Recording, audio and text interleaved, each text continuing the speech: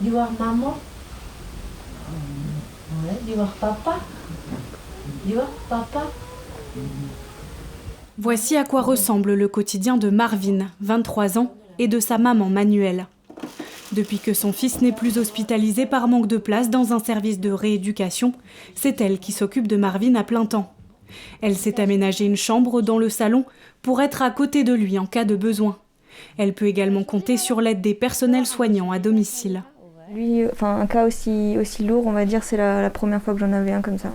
Il faut quand même prendre beaucoup plus de temps qu'avec d'autres patients. Hein. Il a besoin de beaucoup de soins. Pour moi, je trouve que s'il serait en centre de rééducation, par exemple, même si ça serait juste une semaine dans le mois ou quelque chose comme ça serait déjà bénéfique pour lui, quoi. Parce qu'il a, comme dit, il a besoin de beaucoup plus qu'1 heure de kiné par jour, quoi. En février 2020, Manuel avait lancé une cagnotte pour pouvoir envoyer son fils suivre un traitement neurologique à Istanbul, en Turquie.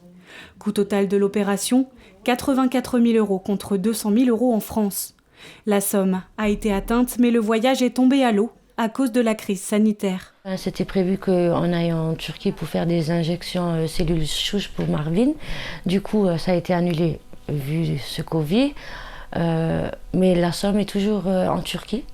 Je l'ai envoyé chez le frère de mon compagnon qui garde cette somme parce que c'est lui qui aurait payé le reste de la totalité. Du coup, en attendant, on va rester encore sur ce projet.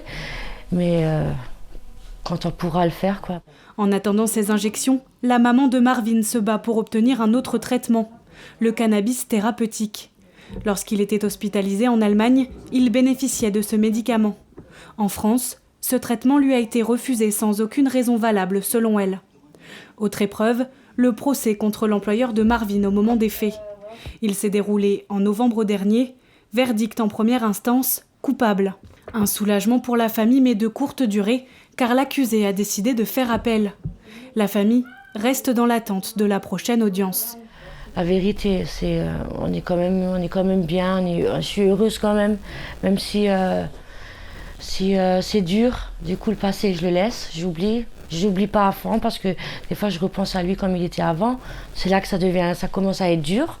Alors, j'oublie un peu, je vis au présent avec lui et comme on dit, il y a une phrase qui dit le bonheur et les problèmes, quoi. Marvin et moi, c'est notre bonheur et notre...